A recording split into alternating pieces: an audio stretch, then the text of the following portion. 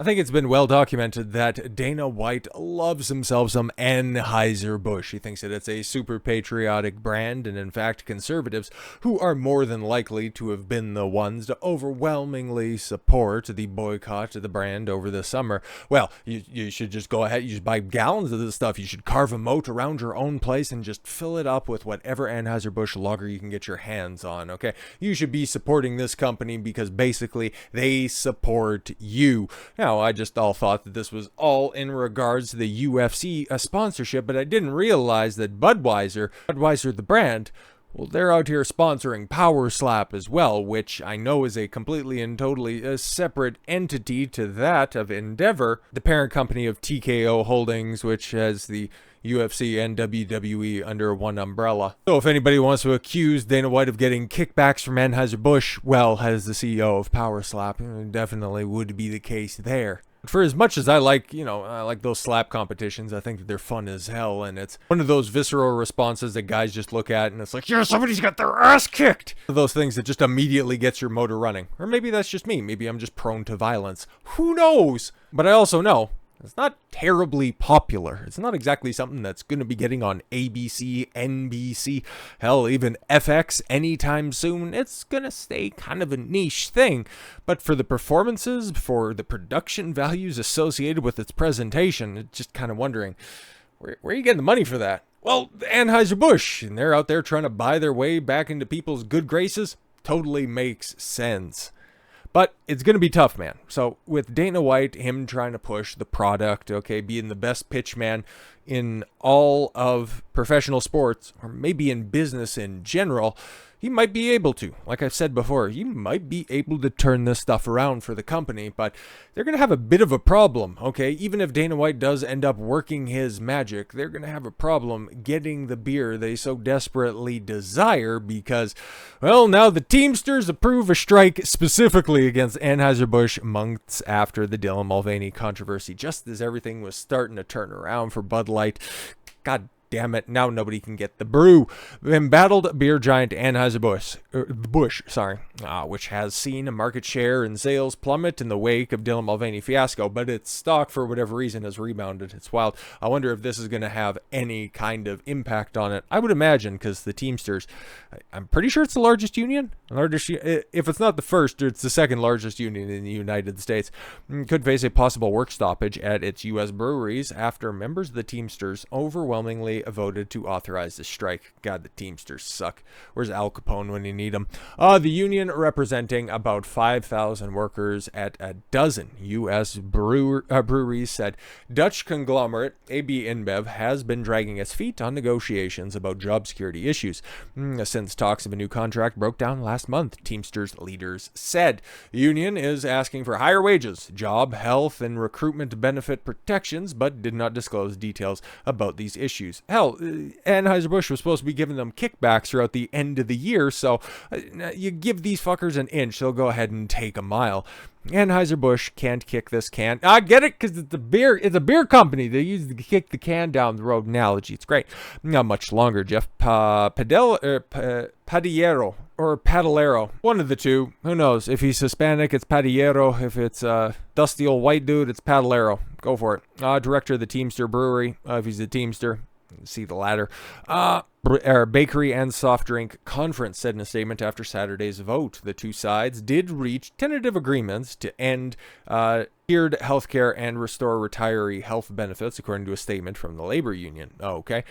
Jobs covered under the contract, which ends at the end of February. Okay. Include workers who brew, package, and ship beer, a spokesperson from the Teamsters told the Post. Teamsters stand firm in our fight for the best contract at Anheuser-Busch. This powerful strike vote proves it. Teamsters General President Sean O'Brien said in a statement, our members' labor, talent, and sacrifice are what put Anheuser-Busch products on the shelf, and we are committed. Oh my God, you just deliver beer at the end of the day. You move a pallet jack around, you drop a forklift somewhere, okay? You're not doing high art. It's grueling work, it's thankless work, but at the end of the day, okay, you're not painting the Sistine Chapel. You're delivering domestic violence juice. Like, come on now. We are committed to getting a contract that rewards and recognizes their hard work. Well, no, it's just more or less for the unions to get their beaks wet, if you will.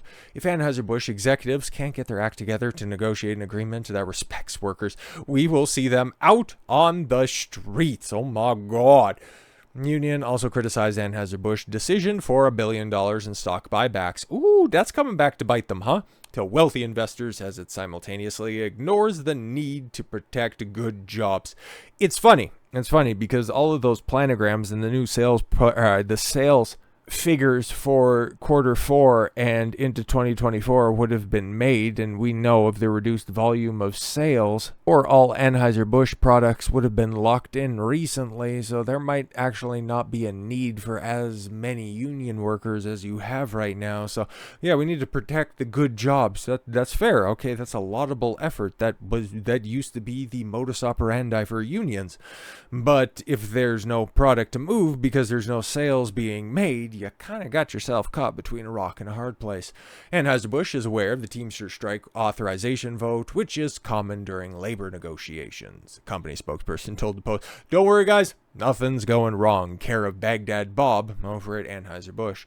We are committed to negotiating in good faith with the union to reach an agreement that recognizes and rewards the talent, commitment, and drive of our employees."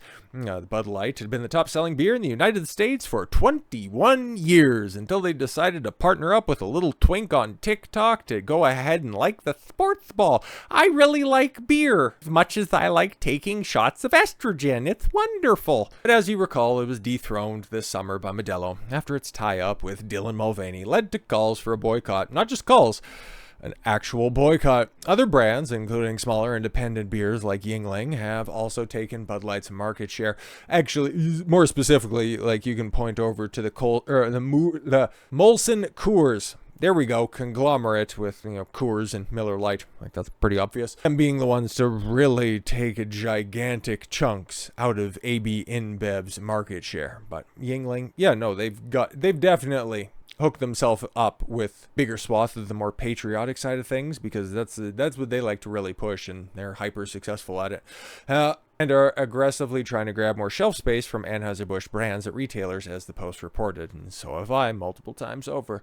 The backlash against the company, which started in April, and here we are in December, ultimately resulted in about 400 jobs. That was just the corporate side of things, okay? We don't know what it means for the blue-collar staff, but Anheuser-Busch had a firing pause, and they were going to support those blue-collar workers throughout the end of the year.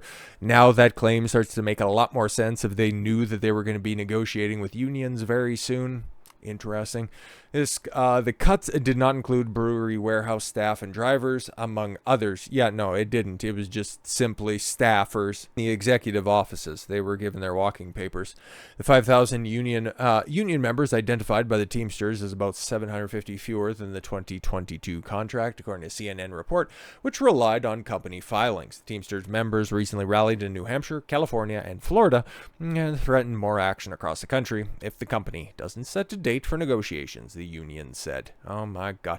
Out of the frying pan and into the fire. Imagine that, man. I can't believe, okay? So I'm going to be doing a big end of the year video, and obviously it's going to be going over some of the more major news stories throughout the year, but I really don't think, for as crazy as 2023 has been, there hasn't been a single news story that has gone as long as this one, that has been as detrimental as this one, that has been as endemic as this story right here. That little Dylan Mulvaney kid ruined what used to be so firmly associated with just a good old chug of Americana. Light was kind of the synonymous beer. It was one of those things where it's like, oh, you want to crack open a cold one? What is it? It's a Bud Light. You might get ridiculed and mocked and peer pressured into having a, regular Bud, but outside of that, Anheuser-Busch was everywhere, okay? Budweiser in its marketing is synonymous with Major League Baseball, America's game. The Clydesdales are right up there with apple pie when it comes to patriotic symbols. But now, over the course of